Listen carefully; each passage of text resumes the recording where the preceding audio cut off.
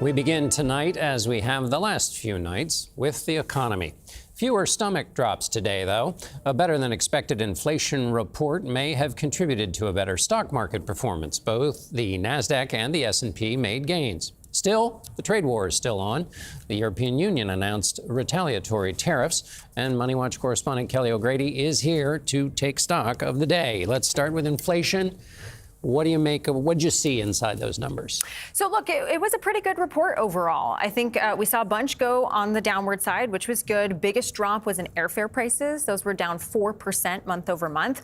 Could be the airlines maybe lowering prices with weakening demand. Yeah. We also saw gas prices go down, as well as some grocery items like dairy and bacon. Fortunately, you can't have your bacon without your eggs. We saw those increase 10%. And a couple of other notable increases: electricity, utility gas, and used cars. I think overall, this is the first report where we actually saw the headline number go down after 4 months of increases. So it's a good first outing for the administration, but it doesn't have the tariff impact yet. Yes, and I want to ask you about the tariffs in a second, but back to the point you made about demand and airline prices. That's the kind of thing the Fed looks at, right? Is these longer trends. What did you see anything in the numbers that had trends that the Fed might be paying attention to? Yes. So the trend that the Fed always looks at is shelter. Where are shelter prices going? So that they increased, but not as much as we had seen. So I'm actually going to be at the Federal Reserve meeting next week, and I'm going to ask Powell, how are you looking at that?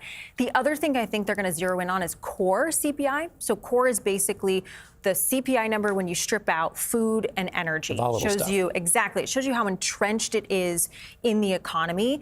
That actually reached the lowest level since April 2021. So I think they're going to look at that and say, oh, well, maybe there is some decent progress. Okay, final question. Tariffs. Those are going to affect prices. When do we expect that to affect things? So we're probably going to see that in the next few consumer price index reports. Tomorrow, though, John, we have the producer price index, and that is a measurement that tracks how the costs for businesses are moving. That is where we could see the early signs of the China tariffs that went into effect at the beginning of February, and that could be a warning sign that they might pass that on to the consumer.